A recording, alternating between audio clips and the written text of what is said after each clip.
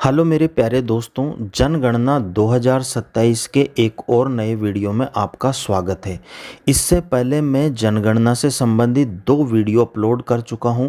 पहले वीडियो में हमने एचएलबी और परिसर इसको कवर किया है। एचएलबी क्या होता है, परिसर क्या होता है। एक दूसरा सेपरेट वीडियो बनाया है जिसमें हमने भवन को कवर किया है और आज के इस वीडियो का टॉपिक होने वाला है जनगणना मकान। तो आप ध्यान दीजिए कि एक भवन एक जनगणना मकान भी हो सकता है और एक भवन के अंदर एक से ज़्यादा जनगणना मकान भी हो सकते हैं। ध्यान दीजिए, यहाँ ध्यान दीजिए, एक पूरा भवन एक जनगणना मकान हो सकता है और एक भवन में एक से अधिक जनगणना मकान हो सकते हैं यदि प्रत्येक संगठक इकाई हम किसको मान रहे हैं यहाँ पे, भवन के अंदर जनगणना मकान को। यदि प्रत्येक संगठक इकाई का एक पृथक स्वतंत्र प्रवेश द्वार हो और प्रत्येक इकाई अलग अलग व्यक्तियों के अधिकार या स्वामित्व में हो तो फिर वहाँ पर एक भवन के अंदर एक से अधिक जनगणना मकान होंगे। शर्त क्या है कि प्रत्येक जनगणना मकान का एक पृथक स्वतंत्र प्रवेश द्वार होना चाहिए और अलग अलग व्यक्तियों के अधिकार या स्वामित्व में होना चाहिए। 2 कंडीशन हो गई। यहाँ पर देखिए, यदि प्रत्येक इकाई का एक पृथक स्वतंत्र प्रवेश द्वार हो और अलग अलग इकाइयों का अलग अलग उपयोग किया जा रहा हो, भले ही एक व्यक्ति के अधिकार में ही हो। यहाँ पर देखो फिर 2 बातें आई है। प्रत्येक इकाई का एक पृथक स्वतंत्र प्रवेश द्वार हो और अलग अलग इकाइयों मतलब अलग अलग जनगणना मकानों का अलग अलग उपयोग किया जा रहा हो। जैसे एक में निवास बना रखा हो और एक में वर्क शेड या पशु शेड बना रखा हो, तो वहाँ पर क्या है, एक का उपयोग निवास के लिए हो गया और एक का वर्क के लिए हो गया। भले ही वो एक ही व्यक्ति के अधिकार में हो तो फिर वहाँ पर जनगणना मकान 2 हो जाएंगे। इसका नंबर अलग होगा, इसका नंबर अलग होगा। आगे और देखते हैं। देखिए, इस वाले डायग्राम से हम इस चीज़ को और क्लियर करेंगे। यहाँ पर एक नोट दिया हुआ है, इसको आप देखिए। यहाँ प्रवेश द्वार का अर्थ संरचनाओं के प्रवेश द्वार से है, परिसर में प्रवेश से नहीं। ठीक है ना, परिसर के अंदर भवन होंगे तो परिसर में प्रवेश से यहाँ पर प्रवेश द्वार का मतलब नहीं है। अब इसको देखिए, एक ही परिसर में बनी एक से अधिक संरचनाएं, यानी परिसर तो एक है लेकिन उसके अंदर एक से अधिक संरचनाएं बनी हुई है, यानी एक से अधिक भवन हमें दिखाई दे रहे हैं बने हुए। तो फिर यहाँ पर 2 कंडीशन हो सकती है, एक ये वाली और एक ये वाली। पहले इस वाली को देख लेते हैं। सभी संरचनाओं का एक ही प्रवेश द्वार हो, यानी एक परिसर है उसके अंदर एक से अधिक संरचनाएं हैं और उन एक से अधिक संरचनाओं का एक ही प्रवेश द्वार हो, तो ऐसी कंडीशन में वहाँ पर एक भवन और एक जनगणना मकान होगा। अब इसका उदाहरण मैं आपको बता देता हूँ। देखिए, इसका उदाहरण ढूंढते हैं हम, कहाँ मिलेगा। ये देखिए, यहाँ पर ये एक पूरी संरचना बनी हुई है, ये यहाँ पर। तो हमें इसको देखने से लग रहा है इसकी बाउंड्री हो रखी है, तो ये एक परिसर हो गया। ये परिसर का मुख्य प्रवेश द्वार हो गया, ये परिसर का मुख्य प्रवेश द्वार हो गया। अब इस परिसर के अंदर 4 संरचनाएं, 1 2 3 और 4। ये मुख्य आवास के लिए उपयोग हो रहा है, ये शौचालय के लिए उपयोग हो रहा है, ये बैठक के लिए उपयोग हो रहा है और ये रसोई घर के लिए उपयोग हो रहा है। तो अब यहाँ पर कंडीशन पढ़ लेते हैं।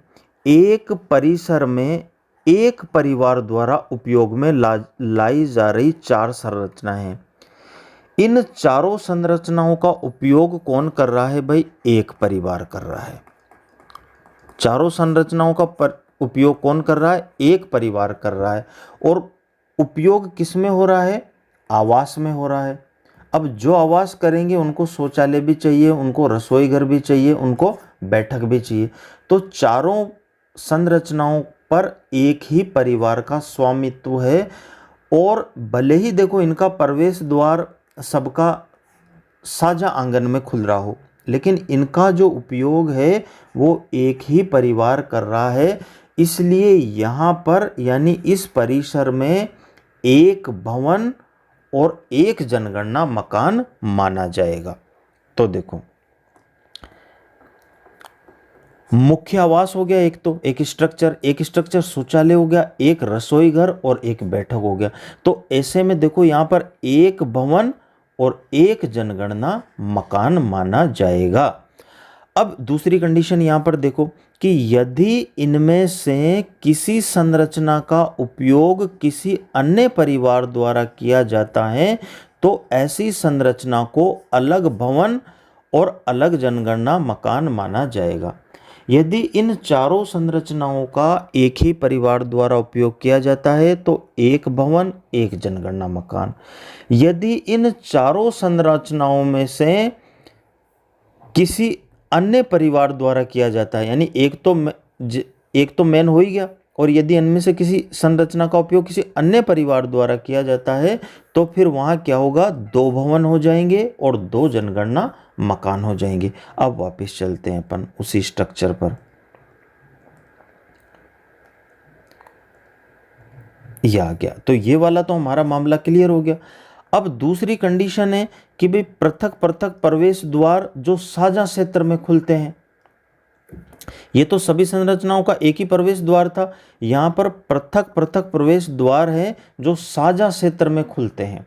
यहाँ फिर दो कंडीशन हो सकती है, अलग अलग व्यक्तियों के अधिकार में हो तो अलग अलग भवन हो जाएगा और अलग अलग जनगणना मकान हो जाएगा। इसका भी उदाहरण मैं बता देता हूं आपको, चलिए देखते हैं इसका भी स्ट्रक्चर से।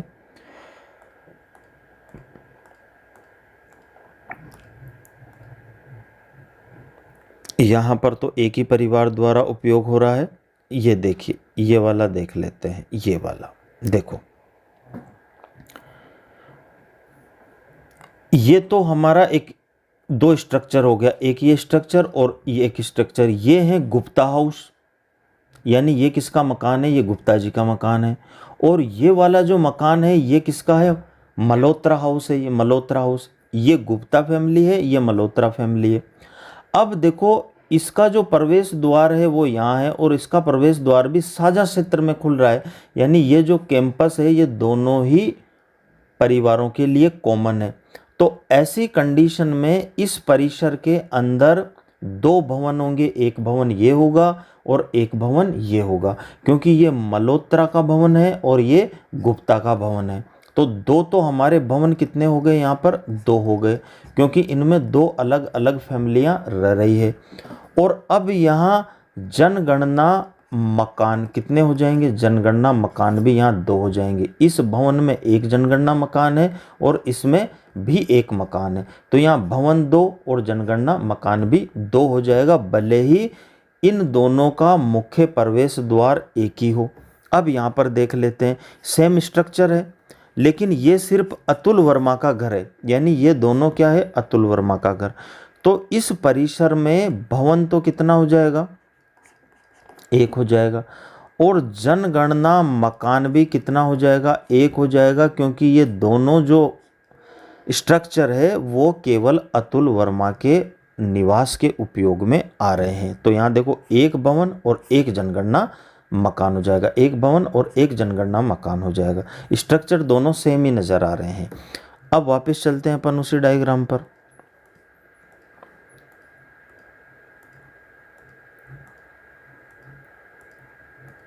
ये लो, तो यहाँ अलग अलग भवन व जनगणना मकान हो गया, जैसे अपन ने देखा गुप्ता और मल्होत्रा वाला। और इसी में दूसरी कंडीशन आ जाएगी कि एक ही व्यक्ति के अधिकार में हो, है ना।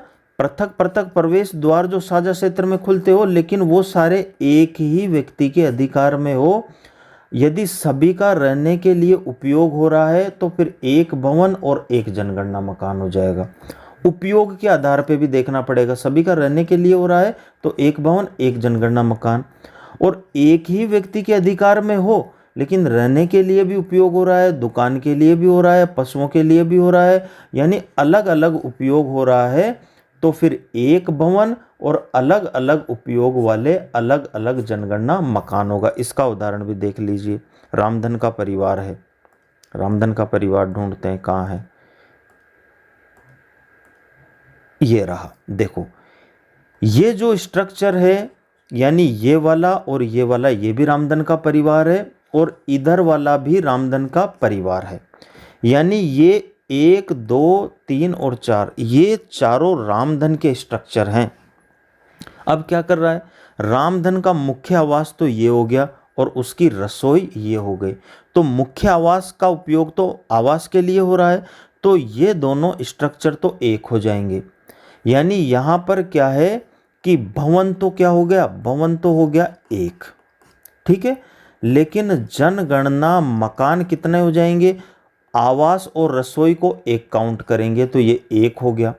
अब देखो इसका उपयोग पशु शेड, यानी उपयोग किसके लिए हो रहा है, यहाँ आवास के लिए हो रहा है, यहाँ पशुओं के लिए हो रहा है, तो ये दूसरा हो जाएगा, यानी इसके आगे का नंबर हो जाएगा। जनगणना मकान नंबर 2 हो गए। और इसका उपयोग वर्क शेड, यहाँ वर्क के लिए उपयोग हो रहा है, तो इसके आगे ये तीसरे नंबर का हो जाएगा। यानी परिवार रामधन का ही है दोनों ही जगह, तब भवन तो एक हो जाएगा, लेकिन उपयोग के आधार पर जनगणना मकान यहाँ पर कितने हो जाएंगे, 3 हो जाएंगे, क्योंकि इसका आवास के लिए हो रहा है, इसका पशु शेड के लिए हो रहा है और इसका वर्क शेड के लिए हो रहा है। तो यहाँ 3 जनगणना मकान होंगे। अब देखिए यहाँ पर 1 भवन और 3 जनगणना मकान हो गए ना। अब इसको समझ लेते हैं। एक परिसर में आवास, रसोई, पशु शेड और वर्क शेड के रूप में एक परिवार द्वारा, यानी रामधन के परिवार द्वारा उपयोग की जाने वाली 4 संरचनाएं हमको दिख रही है। अब आवास और रसोई मिलाकर एक जनगणना मकान हो जाएगा, क्योंकि इसका उपयोग आवास के लिए किया जा रहा है और जो इसमें निवास कर रहे हैं उनका खाना इस रसोई से बन रहा है, तो ये तो 1 यूनिट हो गई। अन्य 2 संरचनाएं अलग अलग जनगणना मकान है, क्योंकि इनके जो उपयोग है ना वो अलग अलग है। यहाँ इस वाले का उपयोग पशुधन के लिए हो रहा है, इस वाले का उपयोग वर्कशेड के रूप में हो रहा है। तो आप देखिए कि भले ही परिवार एक ही आदमी का है, रामधन का ही है, लेकिन यहाँ उपयोग के आधार पर मकान जो है जनगणना मकान वो अलग अलग होंगे। तो ये पूरा स्ट्रक्चर हमने समझा, ये पूरा चार्ट हमने समझ लिया। अब उम्मीद करता हूँ कि आपका जो जनगणना मकान का जो कंसेप्ट है वो कंप्लीट पूरा हो गया है। वापस रिपीट कर रहा हूँ, एक पूरा भवन एक जनगणना मकान भी हो सकता है और एक भवन के अंदर एक से अधिक जनगणना मकान भी हो सकते हैं। तो यदि अभी भी आपका कोई डाउट बच रहा है तो आप कमेंट बॉक्स में कमेंट कर दीजिए, मैं उत्तर देने की पूरी कोशिश करूंगा और आगे के वीडियो में हम और गहराई से और अलग अलग स्ट्रक्चर के साथ इनको समझेंगे। थैंक यू दोस्तों, बाय।